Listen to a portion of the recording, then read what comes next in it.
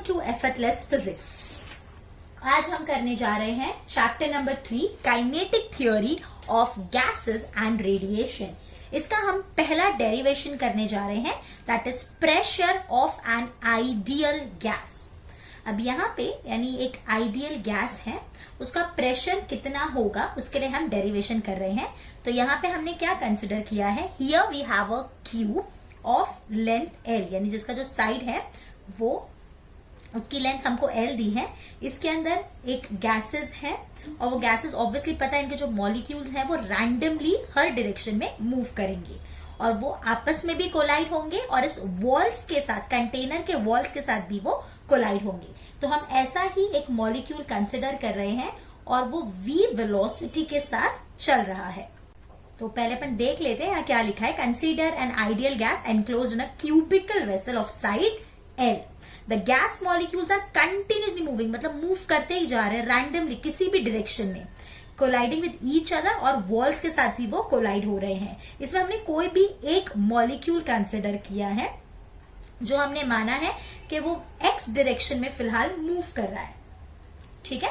और ये जाके एक वॉल को कोलाइड हुआ है and that wall is in the YZ plane. तो मैं आपको बता देती हूँ YZ प्लेन मतलब ये वाली प्लेन होगा, इस वाले प्लेन को जाके वो टकराने वाला है। अभी अगर वो YZ प्लेन को टकराएगा और हम ऐसा मान रहे हैं कि ये जो कोलिजन है ये इलास्टिक कोलिजन है, तो इसका कौन सा कंपोनेंट वेलोसिटी का चेंज होगा? सिर्फ Vx कंपोनेंट चेंज होगा। बेसिकली ये जो वेलोसिटी है ये ऑब्वियसली इसमें Vx भी होगा, Vy भी होगा, Vz भी होगा, लेकिन अपन फिलहाल मान रहे हैं कि YZ प्लेन को जाके टकराया है। तो YZ प्लेन को जाके टकराया है तो ऑब्वियसली YZ प्लेन मतलब ये ऐसे गया और वापस ऐसे आया, तो कौन सा कंपोनेंट सिर्फ चेंज होगा? Vx, और Vz और Vy बिल्कुल वैसे ही रहेगा।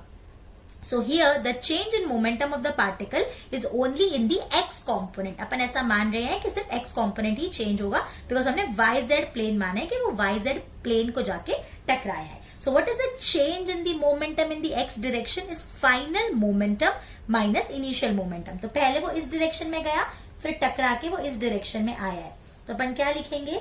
Minus mvx minus mvx। अब सवाल है ये माइनस क्यों लिया? डायरेक्शन देखो, इस डायरेक्शन को हम पॉजिटिव ले रहे हैं, इस डायरेक्शन को हम नेगेटिव ले रहे हैं। So minus mvx minus mvx, so that is minus 2mvx। This is the change in the momentum of the particle. तो वॉल के मोमेंटम में कितना चेंज आएगा? So the momentum transferred to the wall is 2mvx। Minus हट जाएगा ना, ये किसका था? गैस मॉलिक्यूल का था, तो वॉल को कितना ट्रांसफर होगा? Positive, so 2mvx। So the molecule rebound and goes to the opposite wall. फिर ये यहां से आया फिर वापस इसको जाके हिट किया, यहाँ पे कोलिजन हुआ।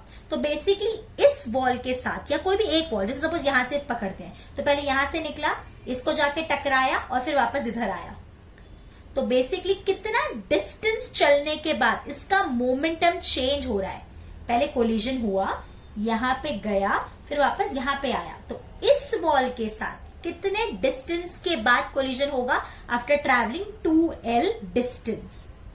So the molecule rebounds and goes to the opposite wall and collide with it. This means that the molecule travel a distance of 2L in between two collision. यानी इस वॉल में दो collision जो हुए वो कितने distance travel करने के बाद हुए? 2L। तो कितना टाइम लगेगा between two collisions? So time interval between two collision is distance divided by the velocity, that is 2L divided by the Vx। अब फोर्स का फॉर्मूला क्या होता है बेटा? Force is rate of change of momentum. Means force is delta px by delta t.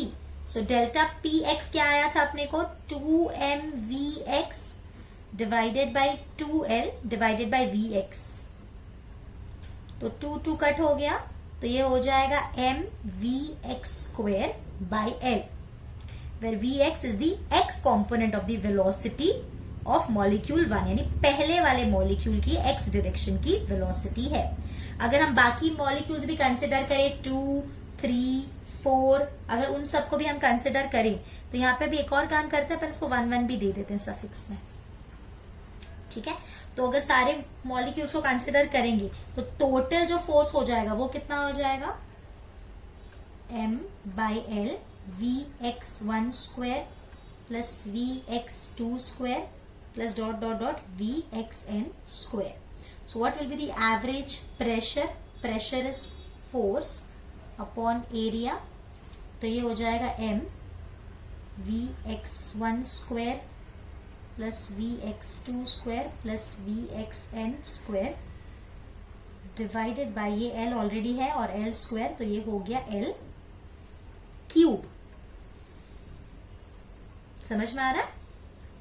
तो अभी अगर अपन average square of the x component ले लेते हैं, मतलब देखो मैं क्या बोल रही हूँ, ये जो Vx1 स्क्वायर है plus Vx2 square plus Vx3 square, इन सबको अगर अपन ऐड कर दें Vxn square divided by the number of molecules, तो ये क्या हो जाएगा Vx स्क्वायर। मतलब एवरेज बोलते हैं ना अपन, एक्स डायरेक्शन में हमने एवरेज निकाल लिया, स्क्वायर निकाल लिया, तो क्या अपन ऐसे लिख सकते हैं P इज इक्वल्स टू, यहाँ पे सब्सटीट्यूट करते हैं mn Vx square divided bye L cube is nothing but the volume V। ये हमने सिर्फ x डायरेक्शन के लिए किया है, बट टोटल जो V होता है वो क्या होगा, Vx का स्क्वायर Vy का स्क्वायर प्लस Vz का स्क्वायर। बट अपन ऐसा बोल सकते हैं by symmetry Vx square is Vy square is Vz square, तो अपन ऐसा लिख सकते हैं V square is equals to Vx square into 3, तो अपन को Vx स्क्वायर क्या मिला, V स्क्वायर बाई 3। तो अगर अपन यहाँ सब्सटीट्यूट कर दें तो क्या हो जाएगा, pressure is mn V square by 3V। So this is the average pressure.